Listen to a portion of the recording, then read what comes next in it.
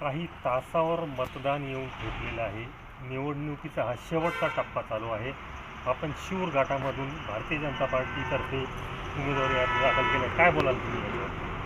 आता प्रचार अंतिम टप्प्यात आहे. उद्या मतदान होणार आहे. उत्स्फूर्तपणे लोकांचं मतदान भारतीय जनता पार्टी होणार आहे. त्यामुळे मुलाचे मतदार निवडून येणार.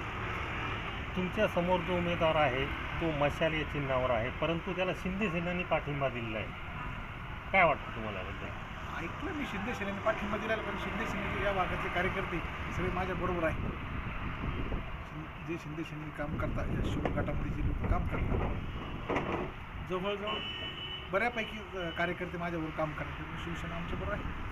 तुम्ही बऱ्याच वर्षापासून राजकारणामध्ये आहे, शिवशी संलग्न आहे. तुम्हाला काय समस्या वाटत्या का आपण भविष्यात या समस्येवर काम करू? सगळ्यात महत्त्वाची समस्या आहे या शेतकऱ्याच्या पानद रस्त्याची. रस्त्याला जाण्याची खूप मोठी समस्या आहे. रस्त्याच्या अतिशय अडचणी त्या सोडवण्याच्या आहे. काही ठिकाणी लाईटचा मोठा प्रश्न आहे.